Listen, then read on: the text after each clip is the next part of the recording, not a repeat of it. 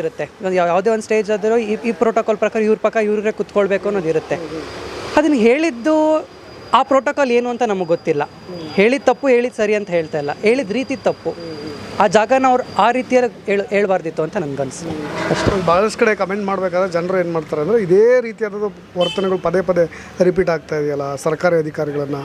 ಒಬ್ಬ ಜಿಲ್ಲಾಧಿಕಾರಿ, ಯಾರೋ ಒಬ್ಬ CM ಆಗಿರ್ಬೋದು ಅಥವಾ ಯಾರೋ ಒಬ್ಬ MLA, ಈ ಥರದ ಒಬ್ಬ ಅಧಿಕಾರಿಗಳು ಆಡಳಿತಕ್ಕೆ ಬಂದಾಗ ಈ ಲೆವೆಲ್ಗೂ ಕೂಡ ಇಷ್ಟು ಮಟ್ಟಿಗೆ ತಮ್ಮ ಸಂಕುಚಿತ ಭಾವನೆಯನ್ನು, ಹೆದರಿಕೆಯನ್ನು, ಭಯವನ್ನು ವ್ಯಕ್ತಪಡಿಸೋ ಅಗತ್ಯ ಇದೆ. ಅಥವಾ ನೀವು ಕೂಡ ನಾಳೆ ಆ ಥರದ ಅಧಿಕಾರಕ್ಕೆ ಹೋಗೋರು, ಮುಂದೆ ಆ ಥರದ ಹುದ್ದೆಯನ್ನು ನಿರ್ವಹಿಸೋರು ಎಷ್ಟು ಭಯ ಅನ್ಸುತ್ತೆ ಈ ಥರದ ಘಟನೆಗಳನ್ನು ನೋಡಿದಾಗ ಅಂತ. ಸರ್, ಇದರಲ್ಲಿ ಅಟಲ್ ಬಿಹಾರಿ ವಾಜಪೇಯಿ ಅವರು ಪಾರ್ಲಿಮೆಂಟಲ್ಲಿ ಒಂದು ಮಾತು ಹೇಳಿರ್ತಾರೆ, ಸರ್ಕಾರ ಬರುತ್ತೆ ಹೋಗುತ್ತೆ, ದೇಶ ಮುಂದಕ್ಕೆ ಹೋಗಬೇಕು ಅಂತ.